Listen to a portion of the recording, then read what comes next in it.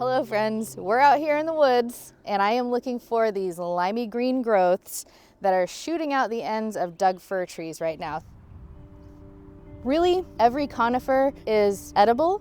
There are a few you'd want to worry about, like yew trees. You wouldn't want to eat their fresh new growth. And cedar trees too. That fresh new growth on cedar is just not as edible or palatable as a dug fir, a spruce, a mountain hemlock tree, or a western hemlock tree, or any of the pines. So if conifers in your area, things like blue spruce or noble firs or things like that, you can totally eat these.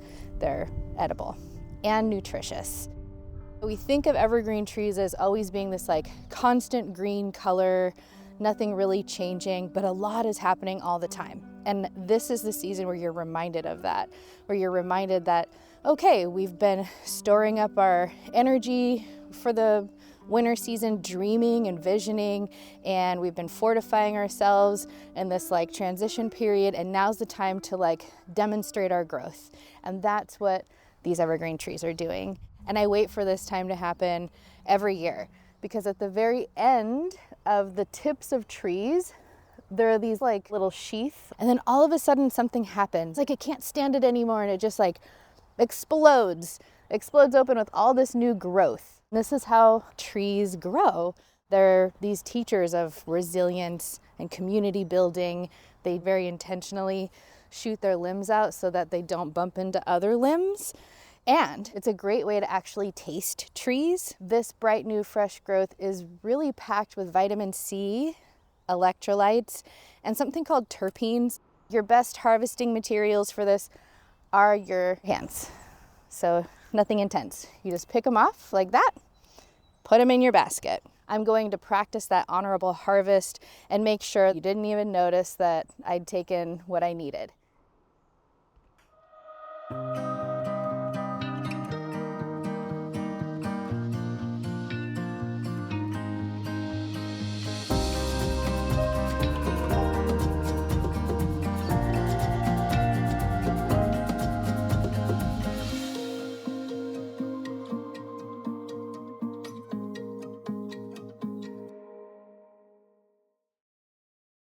Hello, I'm Valerie Segrest, and welcome to the Old Growth Table. So glad to have you back again.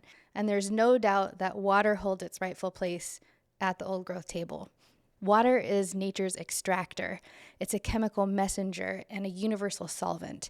And that means that water can draw out the medicine of whatever it touches, like phytochemicals from plants, minerals from soil, memory from stone. That's why we steep our herbs in it to make teas and herbal infusions. We simmer our bones in it to make broth. And we infuse it with fresh fruits and herbs and flowers because it carries nutrients. Yes, water also carries frequency as well. It holds vibration and is a living conductor of energy. On a molecular level, water is always moving and responding to sound and light and temperature and even intention. And our ancestors knew this deeply. That is why we sing into water as they did. And it's why we pray with water, because they taught us how to whisper our hopes into streams and ask rivers to carry our messages on our behalf, because they understood and we know that water listens, water remembers. Just as it draws healing essences from a spruce tip or a rose petal, it holds the imprint of a song and a breath. And that's not just poetic, it's relational, it's devotional. And later in this episode, we'll explore how this knowledge lives on through herbal infusions, teas, and broths, and how you can bring that ancestral alchemy right into your daily life. So what we offer to water is echoed back to us. It holds messages, not just of survival, but of spirit. So when we talk about nourishment at the Old Growth Table, it's not about following trends. It's about asking, what does your body need? What are your cultural teachings? And what feels true to you? That's the invitation, to return to practices that are intuitive and grounded and in relationship with the natural world, not just reactive to what the food industry has taught us to believe. And this understanding didn't just come from a classroom. I've spent the last 15 years thinking deeply and strategically about food insecurity, walking alongside communities where access, tradition, and survival intersect every single day.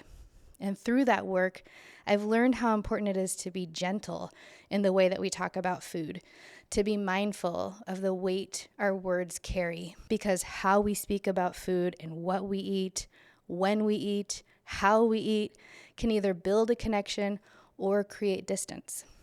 It can offer dignity or impose judgment. And at the Old Growth Table, we choose dignity. We choose reflection over reaction, and we invite people to return to their own rhythms, their own stories and traditions, their own ways of beginning the day. Because nourishment isn't just about nutrients, it's also about relationship. Relationship to the land, to body, to memory, to the ancestors' choice. And few things embody that relationship more fully than water. So in this episode, we're taking a deep sip into the waters of reflection and tradition and transformation, and we'll explore what it really means to nourish ourselves with water, not just to hydrate, but to reconnect, to remember that this element is not a commodity, but a companion, one that has traveled with us since the beginning, and one that deserves more than just consumption. It deserves our care and our respect and our intentional relationship. We'll look at how to engage with water in ways that root us back to ancestral memory, seasonal wisdom, and everyday ceremony, and how to resist a culture that commodifies even the most sacred parts of life. And later in the episode, I'll be joined by my dear friend and comrade, Mariah Gladstone. We'll hear her reflection on water consumption and why this work matters so deeply to her and what it means to stay rooted while really navigating the complexities of modern food and wellness culture. Let's take a moment to ground ourselves in what we do know about water and our relationship to it. Hydration needs vary from person to person. Our body size, our built environment, our movement, and even the foods we eat all shape how much water we actually need. There is no one-size-fits-all 8-glass rule. You can also eat your water. Fresh foods like cucumbers, melons, lettuces, berries, even broths contribute to hydration, especially in traditional diets where plant-based and seasonal foods are central. Overhydration is real. It can throw off your electrolyte balance and dilute your essential minerals in your body and actually create stress. More isn't always better. You would know if you've had too much water because you're like running to the bathroom all of the time and maybe you still feel really depleted. Sipping water steadily throughout the day is actually really more gentler on your body and more supportive for your systems than like chugging large amounts at once. Sometimes we're just really thirsty and we need like a big drink of water. That's fine. But trying to like get it down to meet a quota is just added stress on your body altogether. And infusing water with herbs, fruits, or tree tips, like we're going to do later in this episode, adds minerals, phytochemicals, and intention. It turns hydration into nourishment and into connection. Let's go even deeper than that. Have you ever wondered why hydration has become such a focus, almost a fixation in American wellness culture?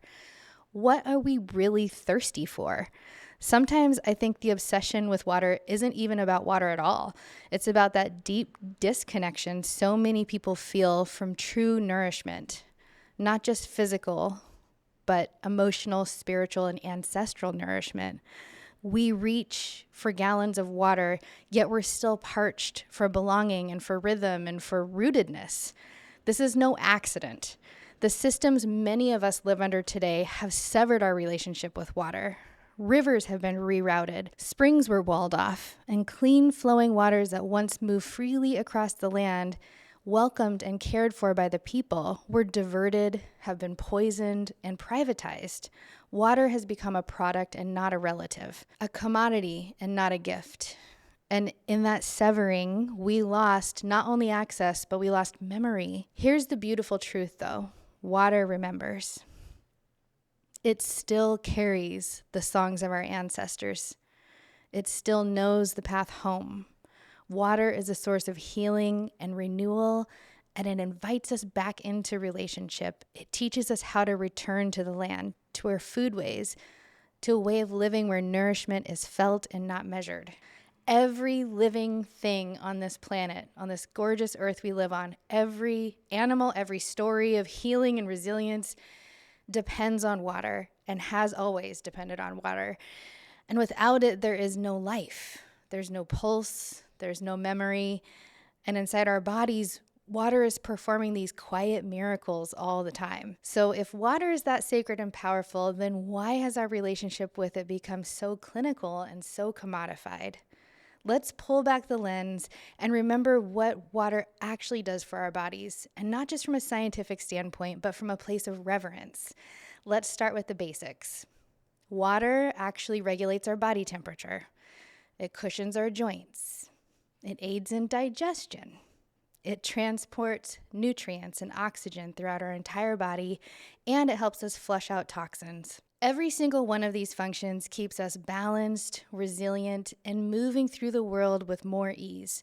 And when our bodies are well hydrated, research shows that chronic pain can be reduced by as much as 20%. And that's not a small thing. That's restoration, it's relief, that's medicine. Here's where it gets even more incredible. Water doesn't just support the physical body, it's a conduit for our thoughts, our dreams, our emotions. Inside our brain, water facilitates this electrical conductivity. And that means that hydration directly influences your clarity and your ability to feel deeply, to express yourself, and to connect. Your synapses are literally sparking in water. So yes, drink water, please, instead of those sugary cans that promise you wings or beast mode or some other capitalist fantasy. But let's be clear about something. Just drinking water isn't the whole story. Our ancestors didn't guzzle water like it was a race. They related to it and honored it and welcomed it with the rising sun. They didn't wake up and sprint towards a bowl of frosted flakes. That whole modern morning rush where we're told to eat as soon as we wake up, that the first meal of the day determines our worth, that's not ancestral knowledge. That's manufactured nutrition. A message crafted and sold to us by mega cereal companies like Kellogg and Post in the early 20th century. The invention of breakfast cereal itself was rooted in religious ideology and economic ambition, not nourishment. And that catchy slogan, breakfast is the best meal of the day, we all grew up hearing, it came from a 1940s ad campaign by General Foods to sell more cereal. They brought in so-called experts to give it credibility, and just like that, it was treated as truth in schools and doctors' offices and homes across this country. A cultural script written not for health, but for profit. But here's the thing. Most cultures around the world don't start their day this way. In many indigenous and global communities, eating first thing in the morning isn't common at all. Some people begin their day with water and prayer and movement, or simply silence. Morning meals are often light, if they happen at all, and they're based on rhythm, not a clock or a corporate slogan. Before the nutritionists come for me, let me be clear. One of the first things I was taught in nutrition psychology was not to ask someone what they ate for breakfast, but instead, what was the first thing you consumed today? That small shift in language opens up a really big conversation. It's subtle, but it changes everything. It reframes our morning rituals, not with shame or guilt, but with curiosity and with care. So when I talk about reframing nourishment, I mean that literally. This isn't about tracking ounces or owning the fanciest water bottle. It's about tending to our relationship with water and how we receive it, how we honor it, how we share it with our community. And that simple act of approaching water with care and love and with presence, that is revival, that is medicine, and that is remembering. Now that we've remembered how sacred water is, let's talk about how we can deepen that relationship by bringing the plant world right into the cup. One of the simplest, most ancient ways to nourish ourselves with water is through infusions. This is more than just steeping herbs in a jar. It's a practice of turning hydration into ceremony. It's a moment to listen to the land, the season, and your own body. And spring is such a beautiful time to begin. Right now, the forest is waking up, and you might notice soft lime green tips emerging on the ends of conifer branches. In our area, it's the Douglas fir, also the spruces and the pines. Maybe that's what's happening in your area. And these are tree tips that are young and tender. They're fresh growth that are packed with vitamin C, these natural terpenes, and a brightness that tastes like the season itself. Their flavor is like citrusy and a little resinous and mostly just alive, if that's a flavor profile. When you gather them, always with permission and gratitude, of course. You're harvesting medicine that's been shaped by the snow and the wind and the starlight. You're sipping the memory of a tree that has rooted itself through seasons of change. And to make a tree tip infusion, you simply just take a small handful of clean, fresh tips and place them into a jar or vessel and cover that with water, then let it steep in the sun for a few hours. And as it infuses, water does a beautiful magical thing where it draws out the flavor and the medicine of that plant. So you don't have to worry about if you're taking a vitamin C supplement and if your body's actually digesting it and absorbing it. Isn't that beautiful?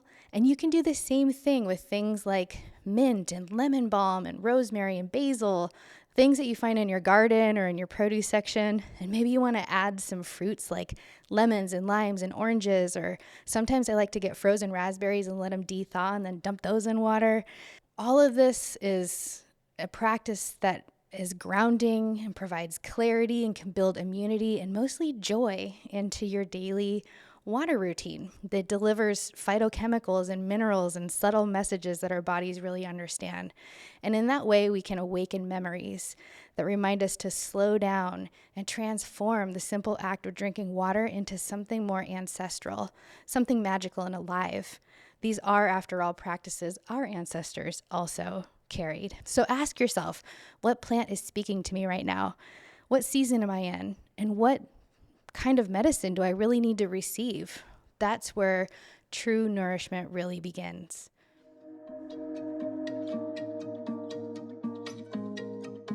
I'm really excited. We have a guest here today. Sometimes things work out. The stars align. She's here, Mariah Gladstone, who's a Pekani, Kanai, and Chalagi. She grew up in Northwest Montana, growing and harvesting fresh food, and from the time she was little, she experimented with recipes to share with her family. After college, she developed Indigikitchen, which I love. It's my very favorite thing to watch, an online teaching tool that revitalizes and reimagines native foods. Mariah loves bringing traditional ingredients into the modern kitchen and using tools like videos and social media to teach culinary skills, and you do it with such grace. Well, thank you. Mariah currently lives on the Blackfeet Nation, but also travels from the mountains to the oceans, sharing indigenous food knowledge across native land. And she's here with us today in Seattle at Tidelands, and we're very lucky to have you here. Thank you so much. And it's so cool to be here in this space, and I'm glad I get to be in Seattle and in the Pacific Northwest in the springtime season, and just getting to enjoy the plants and everything around here. We're going to do something that's very familiar. We're going to make water tasty, right? I'm going to add some Doug fir tips and some lemon slices into water. We'll show the people how simple it is to get your hydration in and boost your nutrition profile at the same time. What do you think? Sweet. I'm stoked. Let's do it.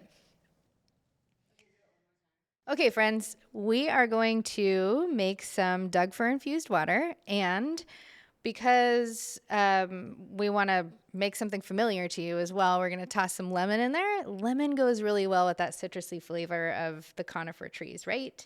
Yeah, I would say that Doug fir, spruce tips, even cedar kind of have that nice citrus undertone. So lemon pairs really well when we're doing that. Yeah, I have some friends in Suquamish who like to use lime as well in this recipe. So you could substitute lemon or lime or maybe oranges or something citrusy. Yeah, you can get as creative as you want infusing this with different fruit flavors. But yeah, I would say that start with the citrus and then try some different things as you get more comfortable with this recipe. As far as like kids recipes go, this is a great one too. If you're trying to get kids excited about harvesting Doug fir and harvesting the fresh growth off the tips of the trees is actually a really easy, great way to get them connected and excited about going out and harvesting something. We also do a version of this where we add a little bit of fizzy water, and some kids say it tastes like squirt to them, like a piney flavored squirt soda. So other options to think about. Any type of conifer needles are also really high in wild yeast. And so if you actually leave this jar sealed for a couple days, it's going to naturally start to ferment if you add a little bit of sweetener in there, and you can actually make your own fizzy water. Like wild fermentation? Yeah, wild fermentation. Oh Yeah, my gosh. I'm getting into some next level chemistry here, but there is a lot of wild yeast on needles. But it's this great springtime where we have that new growth, and it's that nice soft needles that, yeah, does get kids really excited about even eating the tips right off the tree and then later mixing them into a drink that they can enjoy. Absolutely. Okay, so let's get started.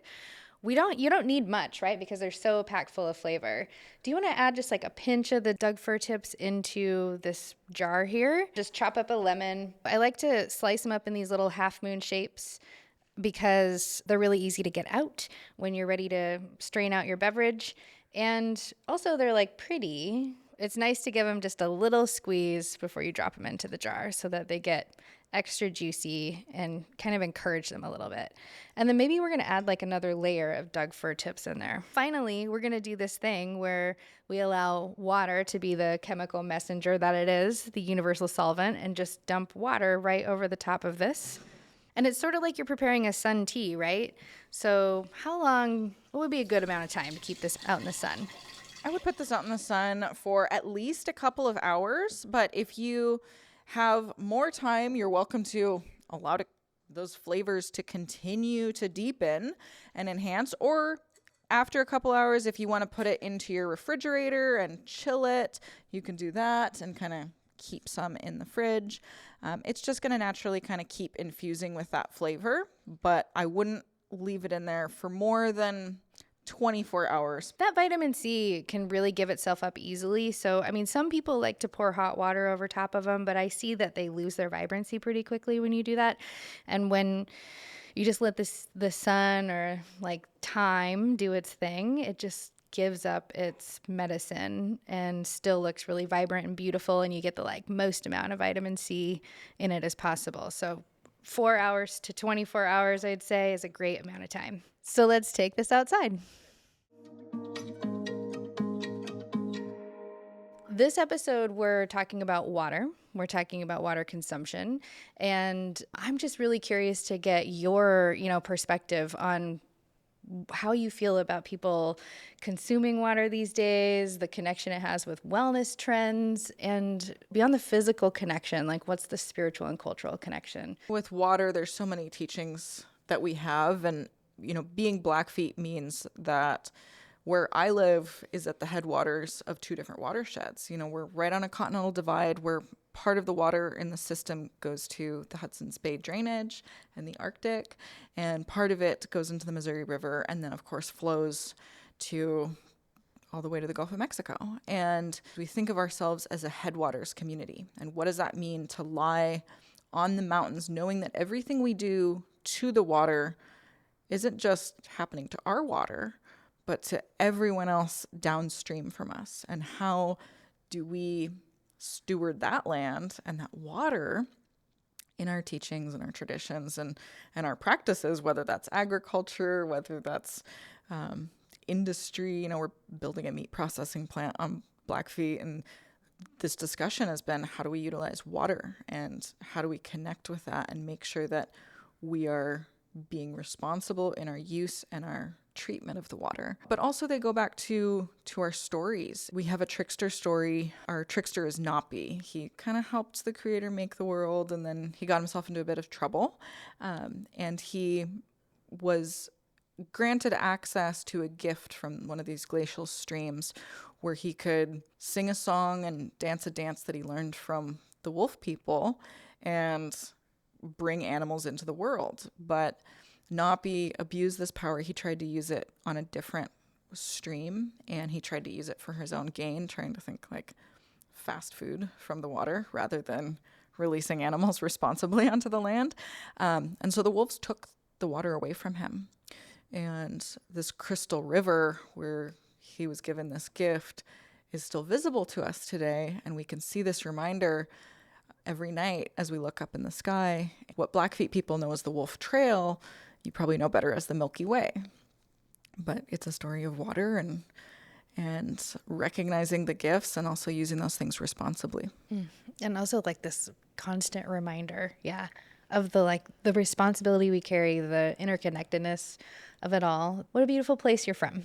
That center of our universe is always so special. And also I'm thinking about the work that you do reaching out to Native youth and inspiring them to pick up healthy habits. What are some tips and tricks that you would use to help encourage them to put down the sugary beverages, but also drink more water?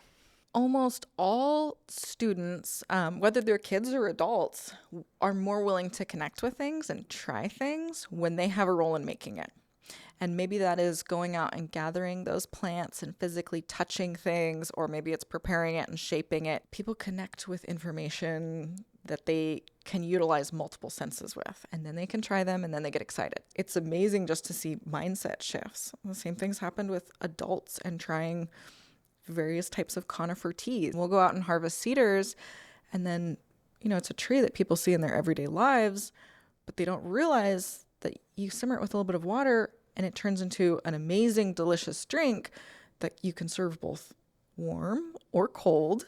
And suddenly they're really excited because all these trees that are around them, they realize have been giving them this gift that's also super high in vitamin C.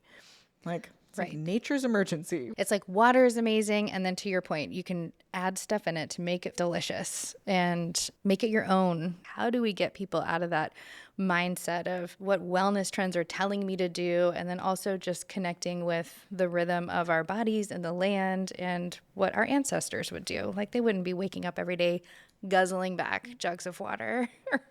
Yeah, I mean, there's maybe a time and a place to guzzle jugs of water, but how do we learn just to be more in touch with what our own bodies are saying? And am I thirsty? How do I listen to my body telling me rather than an arbitrary number, which doesn't make sense for everyone?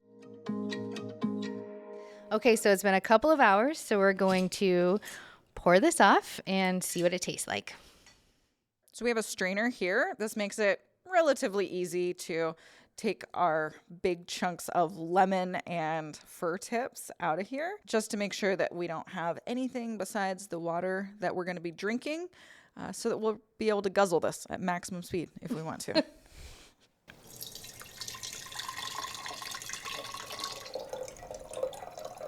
And you can just smell, it smells like a tree in here with lemons, right? And then you can, of course, compost the rest of this, or you can pour some more water on this and begin the process over again and infuse a second batch. Cheers. So good. Suddenly, this is all the water I need in a day, just like that. No, I don't know those scientific I have 1 cup of water a day. That's all I need because it came from fir tips. I don't know. Doug fir was in it. That's right.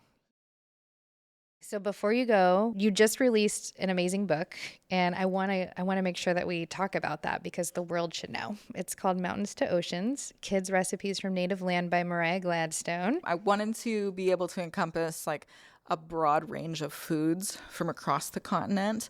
And, I was playing around with different ideas for the title, but I was like, I want foods from the mountains to the oceans, kind of that headwaters concept. And how do we think about all the foods across the landscape? I was really excited about this because I grew up with kids' cookbooks and I grew up cooking, and I still have some of those books because they were really central to the teachings that shaped me and getting to play around in the kitchen, getting to feel empowered, getting to feel connected with my food. As a kid, I got to pull morels out of my backyard, and my grandma would always come from Seattle just to pick raspberries with me in Montana. And, all these wild foods that I grew up with, I was lucky to understand that that's where food came from. It wasn't just the supermarket, but it was my cousins that brought wild rice from Red Lake and that brought deer meat that they had hunted, and the garden that I had in my front yard that my grandpa built for me. It was all these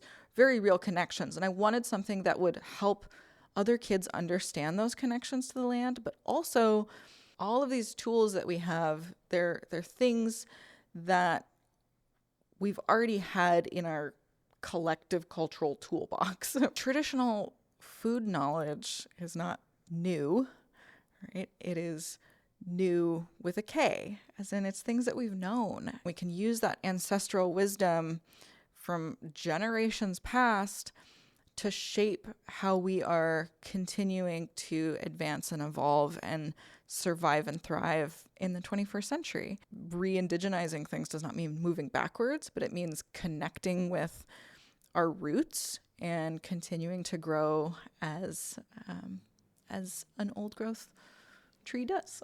Exactly. And moving into the next generation. I'm coming up and with beyond. metaphors as we go. I don't know where we're going Just here. shooting from the hip. Now I'd like to invite you into a short meditation, and one that flows with the spirit of water and the many lives it lives before arriving in your hands. So if you're able, close your eyes, feel your feet grounded on the earth, and let your spine lengthen tall and regal and rooted like an old-growth cedar tree that has stood for centuries, listening to the wind and holding the stories of the land. Begin to breathe in through your nose and gently out through your mouth. Each inhale, a rising tide. Each exhale, a gentle return to shore. Now, imagine the very first water you ever knew, the warm, loving fluid that held you in your mother's womb. It didn't just cushion you, it cradled you with purpose. It sang you into being. It kept time with your mother's heartbeat and teaching you how to float and how to trust and how to rest before you ever touched the earth. That water was ancient and wise, generous and kind. It had traveled far through rivers and rainfall, snowmelt and cloud song just to find its way to you. Now, picture the first water you drank today. Trace it back in time, before the cup, before the faucet. Follow it to the aquifer, the underground spring, the mountain glacier. Then let it rise further to the clouds that kissed the mountaintops, to the stars above, where it once drifted as vapor, lifted like breath into the star world, collecting stardust all along its way. Now remember water's love affair with the moon and how tides rise and fall by her pull. Picture rain returning to this one-of-a-kind planet we call home, falling onto ancient glaciers, then melting into swift-moving streams. See how it splashes and slips around boulders that have been here since the beginning of time, gathering minerals, reflecting the sky world up above, nourishing roots, hydrating berries, soaking the soil, sustaining the salmon and the quiet deer that move through the morning mist. It flows, it freezes, it falls again. Sometimes as gentle snow, blanketing the land in silence and blessing.